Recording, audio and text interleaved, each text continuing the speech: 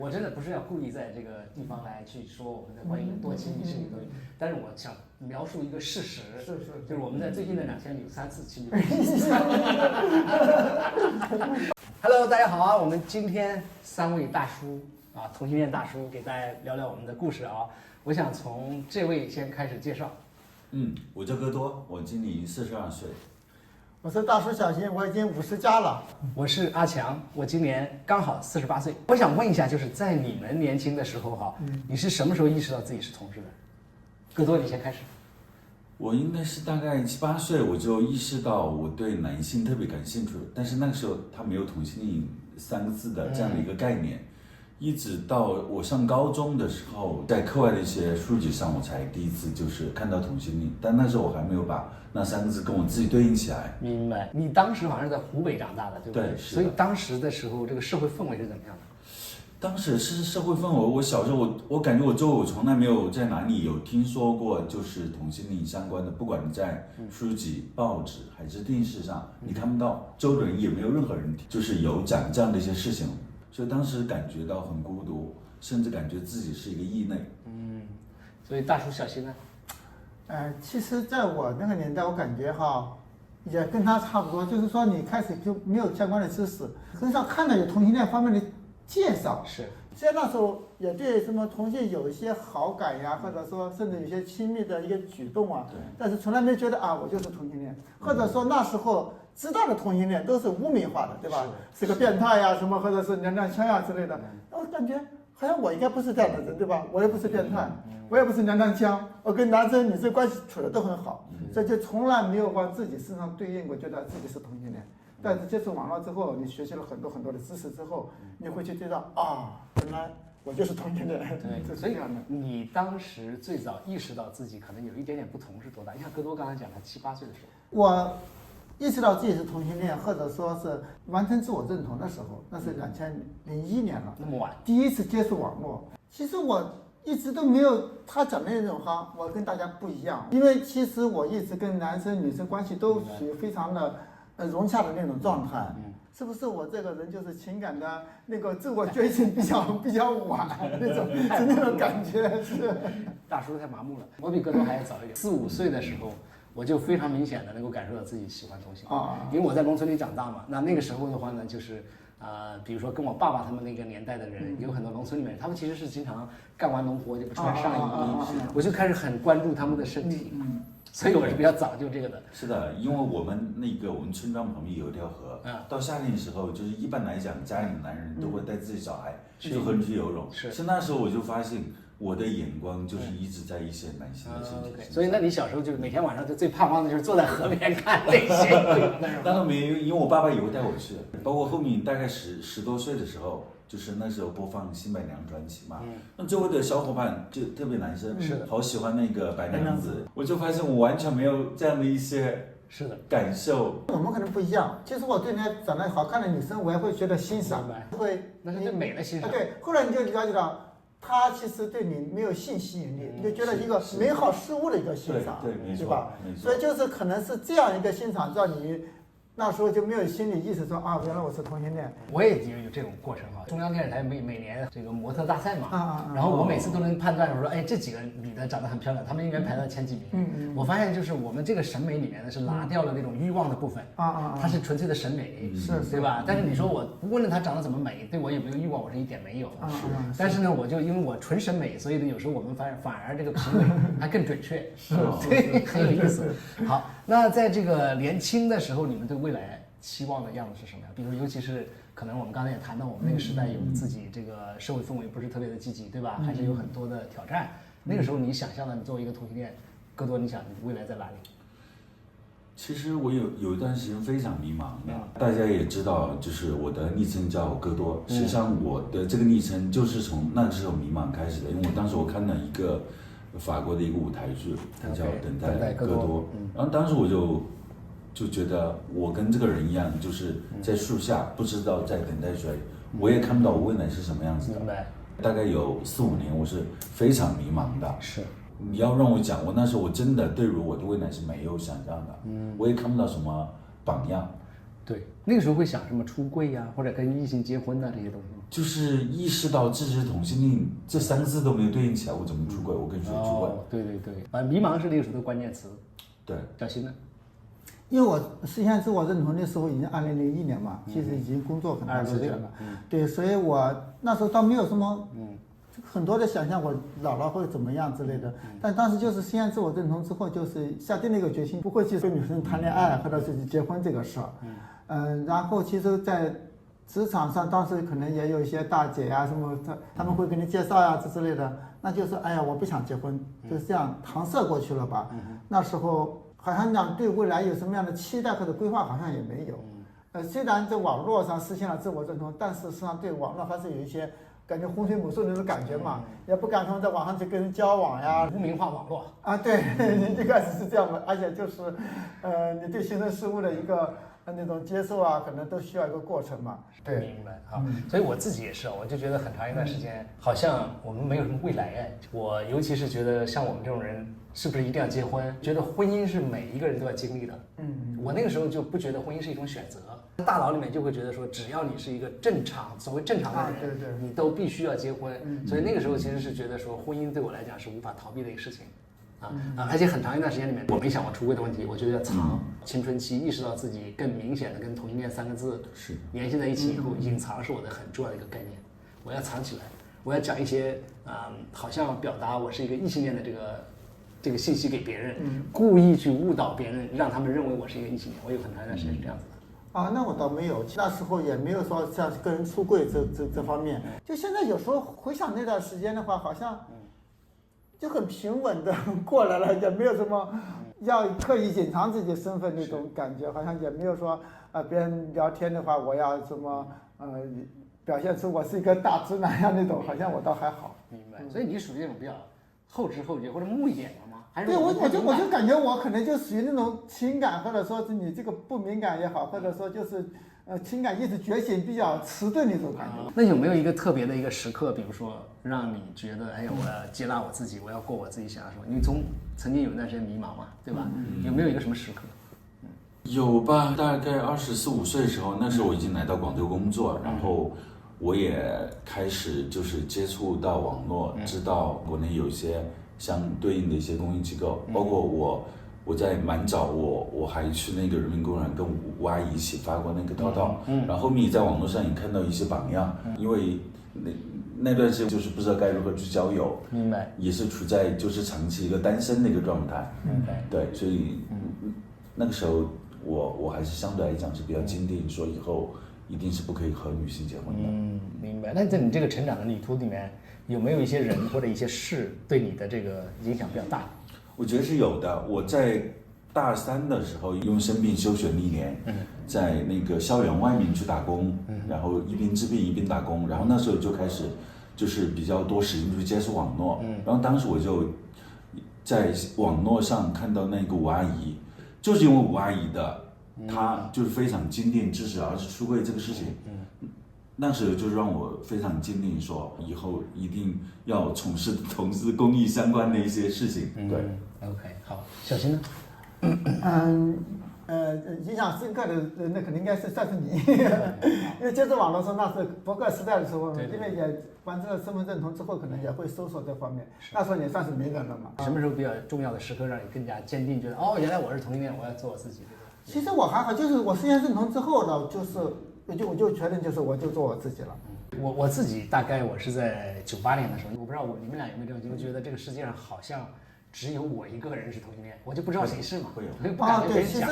其实这样我实现认同之后，好像身边也没有发现，是的，实际上没有发现有这样的人。是，对，我当时是因为上网了以后呢，我就在一个雅虎两性里面有男性女性，我就点了男性，点男性以外里面有异性恋和同性恋，然后我一直鬼使神差就点了同性恋，然后当时已经有300多个网页了。就是他会搜索很多网页啊，对，当时下面有很多网页嘛，而且很多英文的那些网页嘛，就一点进去都是男之间那些东西，就一下子就让我打开我的世界。是所以那个对我的冲击是非常非常大的。那你这样讲的话，我上次在搜狐上面有一个叫社会，差不多，然后是两性的男性女性，这也是帮助我实现自我认同的一个那个。后来确实是过了多少年之后，因为有点类似于好像怀旧那种感觉，这一点就已经没有了，就没有了，下架了。对，天涯上的一路同行，天涯一路同行。对。而且戈多当时讲说，他还在大学的时候跟女生交往过，所以你当时找女朋友那是怎么样的一种心态和一种怎么样的相处？我那时候我也不知道，就是同性恋是什么东西。有些同学已经开始谈恋爱了，是的，有些女生会对我是有好感的，觉得那我尝试一下吧，看可不可以跟女生去交往。但后面基本上发现都是止步于那一个牵手。我实际上我交过2个女朋友的，第一个女朋友大概在一起有半年，第二个女朋友时间久一点，2年多。第一个女朋友我仅跟她只是牵手，然后第二个女朋友最后还有比较更深的接触，是我被她按在墙上壁咚的，对，就强吻的，然后就仅此而已，就到这个地方。在这2年多的时间里面都没有办法跨越那一关。是。小新有没有这种经历？想起来我是有2个女朋友。开始的话，她不知道有同性恋这个事，就是到了年纪你要跟，主要是结婚呀什么之类的嘛，那就是说交个女朋友。一开始算是我还追求过一个女朋友，因为我们关系非常好。当时还是写了封信，就说反正你也单身我也单身，我觉得还有要不试试交往吧。他也给我回了信，就讲其实很喜欢我们这种关系，就是好朋友的关系，也不想打破这种关系。当我接到这封信的时候，居然有一种好像如释重负那种感觉啊！其实我是假的，没有想。那时候我也没有时间，我也不觉得我是同志啊。但是，那就反正现在就是关系一直都还很好。后来交往一个女朋友呢，其实呢是我们2家都认识的，年纪都差不多，就撮合在一起嘛，也就是都到牵手的程度，也没有更进一步的。但后来分手呢，也不是因为我是同志这个事。分手了之后呢，我才实现自我认同。戈多是跟那2任的女朋友都没有过那种实质性的那种关系，你呢？我也没有，也没有。对，反正就是直到牵手，他被壁咚，我还没有被壁咚过。其实我也跟女孩子谈过恋爱，对我当时谈恋爱也是觉得说好像我们都是要结婚，对。然后我还比较主动的去追求人家女孩子，但是呢。当这个女孩子真的倒过来开始这个倒给我的时候，其实我就想退出了。所以就是身体骗不了人，身体没有办法，身体永远知道答案，而且呢那种感觉就是像喝白开水一样，一点营养或者一点那种波澜我都没有。所以我在想，如果说我没有实现认同之前，如果是类似一个女强人啊什么的，有可能你就跟她结婚了。如果有个女强人把你拿下的话，她的那些方面你可能会吸引你，你可以误认为是爱情。我不觉得，如果她真的把你按在床上的时候，你又会说她对我太暴力了。那说不定你就没办法完成你的最后一步，人家也不找你了。对，都是我们内在里面，我觉得身体和我们本能的东西，让我们逃避了这个跟异性的亲密关系，对吧？有没有经历过跟同性之间的一段非常深刻的这种情感？那肯定是有过的嘛。可不可以讲一点点？大致讲讲，反正我们在一起时间挺长的，前后就是断断续续，最后总共也将近10年吧。10年，也是他追的我，倒是开始他是伪装成是一个有同人士，那时候还是大学生，也比我小10岁嘛，然后我就没在意，后来他是毕业之后，觉得我还挺吸引他的，然后他就表白。因为在那之前我也没有过恋爱经历嘛，其实我当时是有点抵触也好，排斥也好，因为第一个不在一个地方，第二呢，他年纪又比较比我小，感觉好像不太能够在一起那种感觉哈，所以开始是异地之后反正也在一起了几年吧，然后他是这种还是自我认同不坚定，他去走入异性婚姻了，所以那就 OK 就拜拜了，对。但是这个情感也挺难忘的哈，充满着这个内心里面的那些波澜。在一起的时候还可以吧，反正就是说在分手的时候，那肯定也是比较痛苦的。其实我也感觉到他在自我认同不坚定的过程中，他也是比较痛苦的，明白，对吧？那你最痛苦的是什么样一个状态？晚上睡不着觉，对，可能半夜3更跑到屋里，你看月亮啊，这种就是失眠嘛。对。有没有哭很多个晚上？我倒没有哭就是他结婚那天还是比较痛苦的，因为我们有共同的朋友。你知道他那天结婚？我们共同的朋友在现场还给我发照片。为什么他那么贱？关键是你为什么还点开看那个照片？比如说是你发给我的，你也不知道情况下你发给我的话，我可能是会看是什么那个嘛。但是知道他发的这个之后，我就没再点了嘛。就是你看的那个照片。然后你的这个男友分手以后，其实是跟那个异性其实还是可能在当新郎嘛，对不对？对。那是一个对他来讲人生的一个高光时刻，也好，兴奋的一个状态。你看那照片的感受是怎么样？应该是愤怒啊，愤怒应该是会有，难过应该主要是愤怒吧，我感觉那时候，对。难过应该也是会有的，对吧？挺不容易。对，有很多年了之后，现在因为你放下了之后呢，再回忆当时实在的那种情感，可能就没有了。对，情绪，我有时候我在经历一些激动的情绪的时候，我要把它记录下来，因为我很知道这个情绪过明天我就忘了，所以很有意思。是。戈多也经历过这种非常深刻的爱情吗？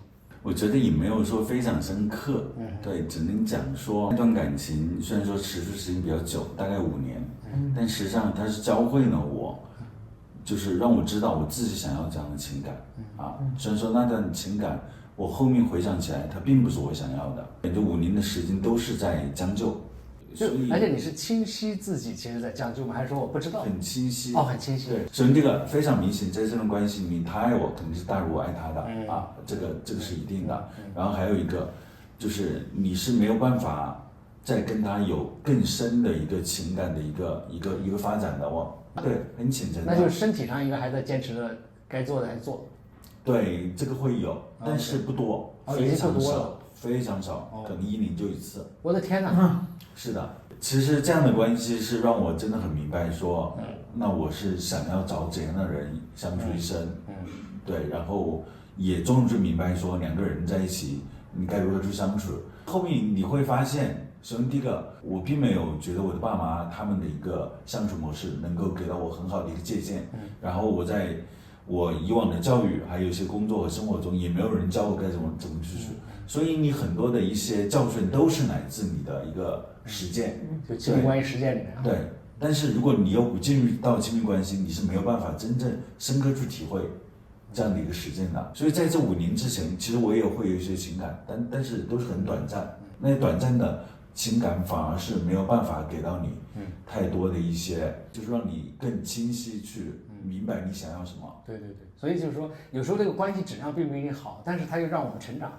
是，对，其实这也蛮有意思的哈。其实这个我感觉就像很多异性恋婚姻一样，可能是虽然彼此不太舒适，但是好像将就，或者说更多有时是懒惰，习惯了就这样吧。我觉得这很重要，就是也就是说我们看到的有很多的这种关系在维持在将就，其实有可能背后仅仅是因为他们太懒了。对，就是懒惰。是啊，就像你住这房子，哎呀，这个房子好像也不那么满意，哎，凑合吧，要搬家这么多东西好麻烦，找货车来搬家，是，把每个东西都打包。对。OK， 其实偷懒也是婚姻维持的一个理由。是。OK， 所以我想问一下，就是说你们对伴侣关系的这个期待是怎么样的，以及你现在觉得当然你还没有你觉得现在这种伴侣关系是你想要的吗？目前这段关系是我想要的。那我期待2人关系相对比较独立。我现在感觉暂时没有办法享受太过于亲密的一个关系。那如果太过于亲密，对你来讲是一种什么样的感觉？会对我来讲感觉是一种绑架。OK， 就是空间好像突然间被挤掉了，压缩了。是，然后我会觉得，那他可能会因为这个感情会要求我很多，去做一些可能我自己并不是特别想去做的事情。所以距离或者说这种不是特别紧密的关系里面，你觉得有更大的空间可以做自己，是，或者说我有更多的时间可以安排我自己想安排的东西。对，没错。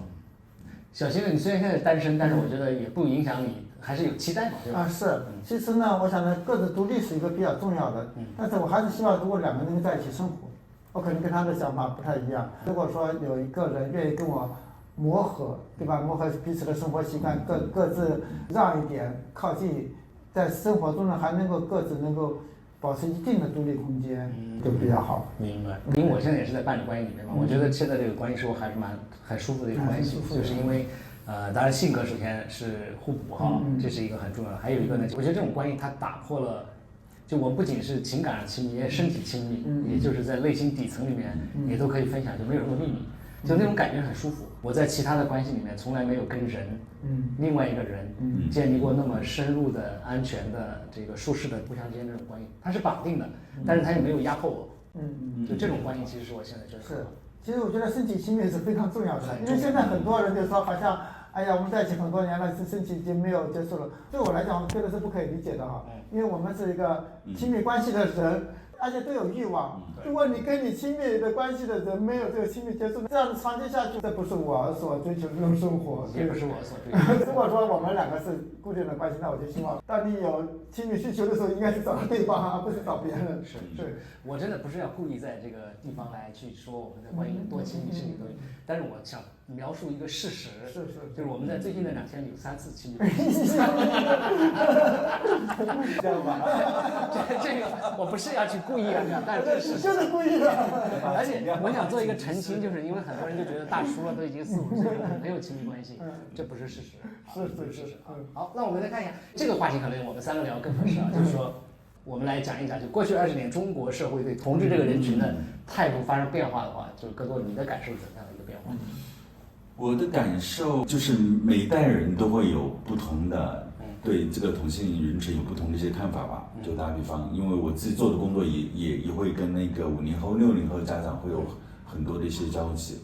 我现在会发现80后的一些家长也开始冒出来了，然后他们对于小孩是同性这个事情的一个看法，他们相对来讲就是会跟子女的关系相对来讲就是界限感会比较多一些，所以他对待小孩未来的一个成长，或者说同性这个事情。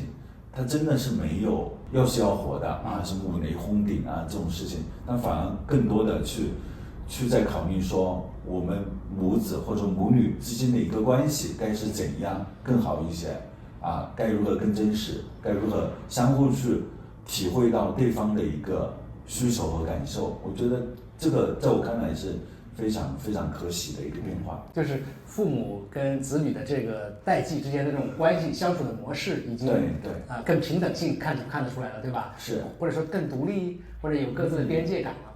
反而还有一个就是对于这个亲子关系，他们的理解也是不同的。50后、60后的那种亲密关系，就是我中有你，你中有我的一种，甚至就是纠缠式。对，常见的一句话就是啊，我因为你高兴而高兴，对，我因为你不开心我就不开心。早期我听到这话，我其实非常不舒服的，但是别人的亲子关系就那个样子，我也没有办法做一些评判。但是现在的对反而会更加独立，或者说父母也会更关注说，那我作为一个母亲，我想要什么，我想要过怎样的生活。对，我觉得这个变化是很可惜。明白，就是有很多原来早期的这种缠绕式的关系，开始变得说这个母子之间这种或者母女之间这种分离感越来越强。就是健康的这种关系其实是需要分离的嘛，是的。但有很多中国式的这种亲子关系是从来没有完成过这个步骤的。是没错。小新看到的。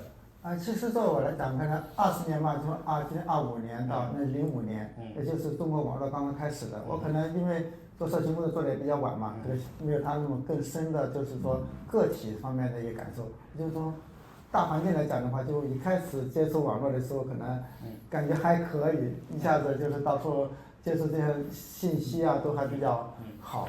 然后可能就是经历了一个这个整个社群的一个低谷啊，可能就是没有办法甚至没有办法说话，可能这样的情况。你说的可能是网络监管这一块对，更多的是在这个权利的这个层面。对，网络监管之后，其实也会反馈到我们自身嘛，可能就会，因为你看到那些消息之后，你可能会对你心情会有影响，对吧？是这样一个情况。然后呢，其实社会接纳度就是从个体这些人来讲，我觉得现在接纳度好像是比以前要好很多。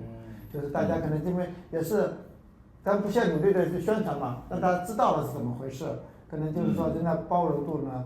可能也会更好一些，我个人感觉哈。我觉得我现在看到这20年里面，就是首先那种愧疚的、羞耻的比例越来越低了，对吧？因为早期的时候，像我们这个年龄段的这个同性恋，很多人都觉得他们对不起父母，他们很愧疚、很羞耻，所以他们要去跟异性结婚。藏起来，对，像我们3个这样，虽然这个也有过动过那种念头，我们是无法做到，对不对？是，我们实在是没办法昧着良心去做这个我们不喜欢做的事儿，对吧？这是我们自己内在的一个良心嘛。我想表达就是说，那种愧疚感的，觉得对不起父母的这些同性恋的比例会低了很多。还有我看到就是说，出柜的比例肯定在中国还是越来越高了。对，尤其是我自己住的小区里面，我都认识好几对同性恋嘛，而且大家其实是出柜的一个状态，而且生育孩子的这些同性恋家庭也越来越多，对吧？对，虽然这个恐同的或者歧视同性恋的，甚至有一些倒退的一些事情也有，但是你跟20年前比的话，其实这个整体来讲还是能够看到很多进步的一个事，而且越来越多的人开始了解这个人群了，是，而且他是被关注到的一个人群，对，跟原来其实是漠视，到现在哪怕他说了不好的话，但是他知道这个社会是有同性恋存在，是，而不是说有吗？那不是外国人的玩意吗？那这两者之间是不同的一个时代的东西。比如说，如果我们现在的我们的观众里面可能也有很多年轻人，或者有的人还是比较迷茫的，跟更多也曾经经历过迷茫，跟你这个慢慢探索，直到20多岁的探索到自己的话，就是有什么样的一些话是要给他们的建议也好，或者说特别想分享一个。就是现在的这个时代，获取信息的便利度比我们那时候会更加容易，但是呢，也相应的伴随着很多信息，你是很难去辨别它的一些真伪，或者说对错的。年轻人的话，可能就是你要学习更多的一些逻辑的一些思维，该去辨别说，那我们获取信息哪些是真的，哪些是假的。然后另外一个，你的看到一些榜样。现在在互联网上，就不管是各个新媒体平台，它一定是有一些非常正向的一些社群的伙伴的榜样，是值得你去借鉴的。别人对自己的人生是怎么规划的，对自己想要生活是怎么去过的。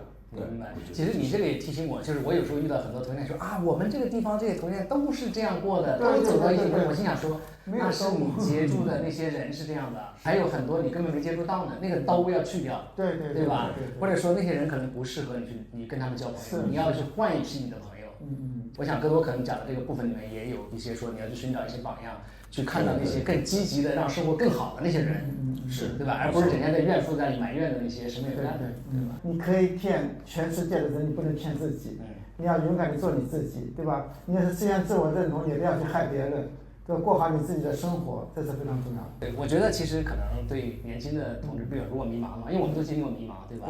就是说迷茫本身不是一个可怕的事情，但是呢，你要去探索，而且给自己打开一些机会去，这个跟不同的人去了解不同的人的人生故事。就像我们今天坐在这里来分享我们的人生故事本身，也有可能让很多人看了以后就是，哎，你们这个对我有点启发，或者说对我有点共鸣，去找另外一些人去聊，去交流，看看他们有一些什么样的故事，可能够给到一些启发。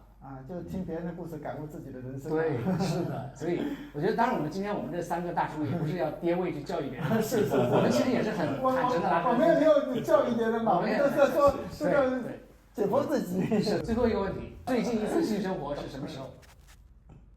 这里先开始。我那个最近一次，上周吧。OK， 你？超过1年了。超过1年了。今天早上。又改了，把它剪掉。拜拜。